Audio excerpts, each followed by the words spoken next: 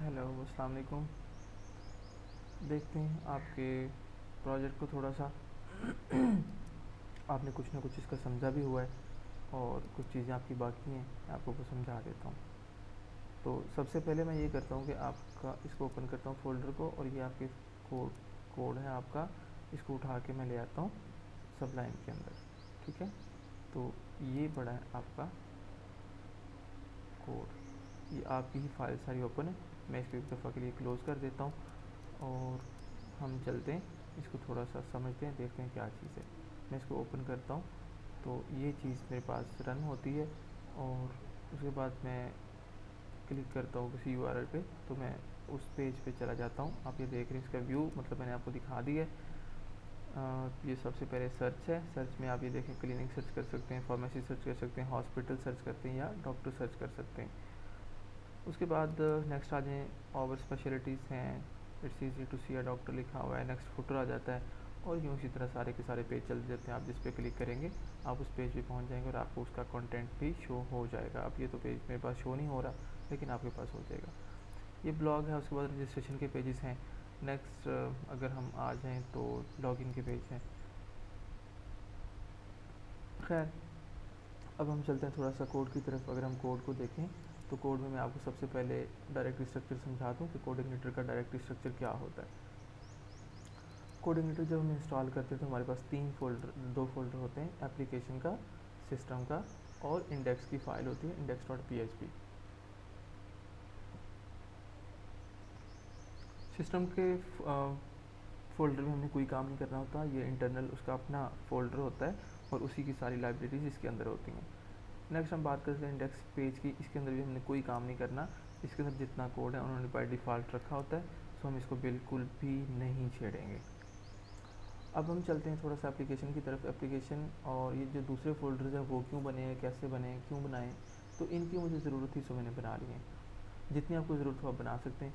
इसके अंदर आप एसेट में देखें, आपके सारे एसेट पड़े हुए हैं, CSS की फ़ाइल्स पड़ी हैं, ये भी सारी लाइब्रेरीज मतलब उसी की हैं, CSS की हैं, बाकी सोर्स की हैं, फ़ॉन्ट्स पड़े हैं, इमेजेस पड़ी हैं, JS पड़ा है, PHP मेजर की लाइब्रेरी पड़ी है, अपडेट डिज़ाइन इसके अंदर ये पड़ा हुआ है। ठीक है, तो ये तो हैं सारे के सारे एसेट्स। और उसके बाद ये जो फ़ोल्डर्स हैं ये आप डिलीट नहीं कीजिएगा प्लीज़, ये हैं किसी न किसी काम के, लेकिन आपके काम के नहीं हैं, तो आपके प्रोजेक्ट के साथ इनका शायद कोई भी ताल्लुक ना हो। नेक्स्ट हम चले जाते हैं test folder, Twilio SMS upload के अंदर फिर हम इमेजेस अपलोड कर सकते हैं। देखें, ठीक है, आपके सामने इमेज अपलोड होंगे इसके अंदर। उसके बाद इंडेक्स के पेज में आपने कोई काम नहीं करना, और इन सब को हम क्लोज़ करके आ जाते हैं अपने मेन जो हमारा फ़ोल्डर है जिसके अंदर हमने काम करना है एप्लीकेशन का। उसका मैं थोड़ा सा आपको ओवरव्यू बता दूँ। इसके अंदर ये मज़ीद सब फ़ोल्डर्स पड़े हुए हैं। तो इसके अंदर कॉन्फ़िग का फ़ोल्डर होता है, इसके अंदर हमें थोड़ा सा काम करना है। कॉन्फ़िग में जाके हमें अपना बेस पाथ सेट करना होता है, लेकिन वो ऑलरेडी सेट है, सो आपने इसके अंदर कोई भी काम नहीं करना। इसको हम क्लोज़ कर देते हैं। हम चले जाते हैं डेटाबेस में। इसके अंदर आपने जस्ट अपनी डेटाबेस की सेटिंग करनी होती है। यहाँ पे पासवर्ड आपका आ जाएगा, डेटाबेस का नाम आ जाएगा, और यूज़र नेम आ जाएगा, और होस्ट नेम आ जाएगा। सो ये भी आपके पास सेट होगा। अगर आप करना चाह रहे हैं मज़ीद तो इसको कर लें सेट, लेकिन उसके बाद इसमें हम कोई काम नहीं करेंगे, इसको हम क्लोज़ कर देते हैं। नेक्स्ट हम आ जाते हैं राउट्स की फ़ाइल पे। राउट्स की फ़ाइल में हमारे पास इसके अंदर एक सेटिंग होती है डिफ़ॉल्ट कंट्रोलर की, होम, वो भी ऑलरेडी सेट है, मतलब आपने इसके अंदर भी कोई काम नहीं करना, इसके अंदर ऑलरेडी हो चुका है। बाय डिफ़ॉल्ट ये जो कंट्रोलर होता है, ये मैं आपको बाद में बताऊंगा कि ये क्या चीज़ होती है, किस तरह से ये काम करता है, और हम इसको क्यों सेट करते हैं। अभी के लिए आप ये देखें, कॉन्फ़िग का फ़ोल्डर में बंद करता हूँ और मैं चले जाता हूँ कंट्रोलर में। MVC की हम बात कर रहे हैं तो मॉडल व्यू कंट्रोलर्स आते हैं। सबसे पहले मॉडल्स को देख लें, ये आपके सारे मॉडल बने हुए होते हैं। क्लिनिक मॉडल है, क्रोन मॉडल है, डॉक्टर मॉडल है। ओपन करता हूँ, इसके अंदर ये सारे का सारा कोड पड़ा हुआ है। ठीक है, ये देखें, ये सारी की सारी इसके अंदर क्यूरीज़ होती हैं। टेक्निकल जो हमारी लैंग्वेज होती है उसमें इसके अंदर सारी की सारी क्यूरीज़ होती हैं, लेकिन बिज़नेस लैंग्वेज में अगर हम बात करें, तो प्रोफेशनल लैंग्वेज में बात करें, तो मॉडल के अंदर सारा बिज़नेस लॉजिक होता है, बिज़नेस लॉजिक्स होती हैं। इसकी एग्जांपल मैंने आपको ये दी थी कि लेट्स सपोज एक बंदा कहता है कि जी मैं सॉफ्टवेयर बनाना चाहता हूँ, मैं एक बटन पर क्लिक करता हूँ तो मुझे सारे के सारे एम्प्लॉइज़ का डाटा शो हो जाए। अब ये उसकी लॉजिक है, और इसको हम इम्प्लीमेंट कैसे करेंगे, हम करेंगे मॉडल में जाके इसकी क्यूरी लिखेंगे। तो ये होती है इसकी इम्प्लीमेंटेशन, और ये होती है बिजनेस लॉजिक्स, और ये होती हैं क्यूरीज़। सो सारी क्यूरीज इसके अंदर होंगी। डेटाबेस के साथ जो भी कनेक्शन होगा वो मॉडल्स के थ्रू होगा हमारा। कंट्रोलर में भी हम लिख सकते हैं, नो डाउट व्यू के अंदर भी क्यूरी लिख सकते हैं, लेकिन एक जो प्रॉपर तरीकाकार होता है वो ये होता है कि मॉडल में जाके लिखें। नेक्स्ट आ जाए, व्यू के होते हैं और इसके अंदर सारे व्यूज़ हैं।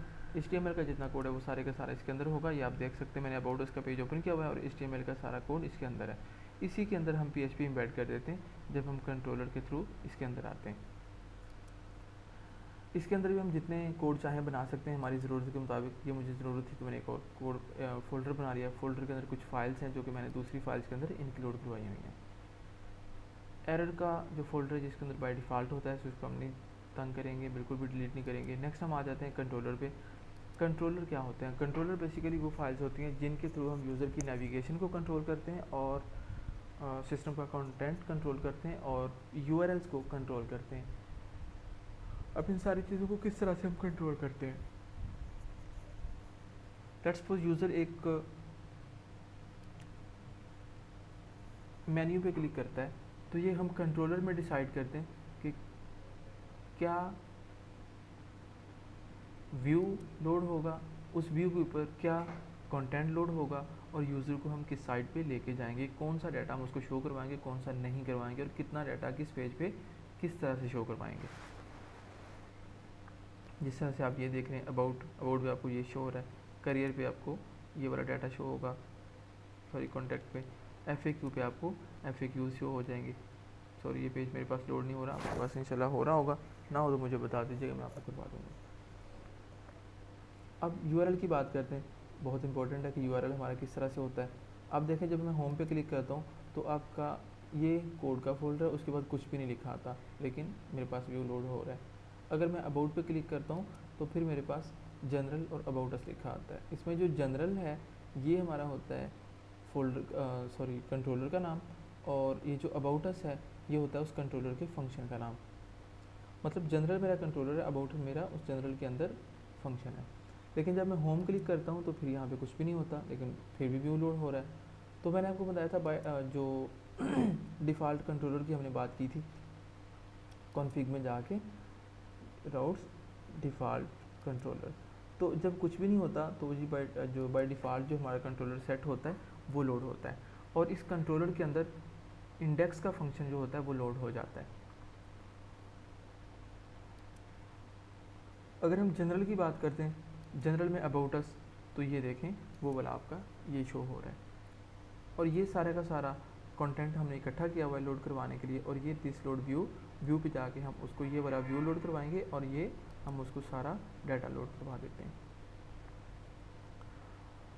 आज के लिए इतना काफ़ी है। नेक्स्ट हम इंशाल्लाह आएंगे नए लेक्चर के साथ, नेक्स्ट चलेंगे, आपको मैं कोड इसका समझाता चलूँगा। ओके, अल्लाह हाफिज़। आप इसकी तैयारी करें, कोई भी क्वेश्चन हो काइंडली नोट कीजिए, मुझे पूछ लीजिएगा, मैं आपको वो समझा दूँगा। अल्लाह हाफिज़।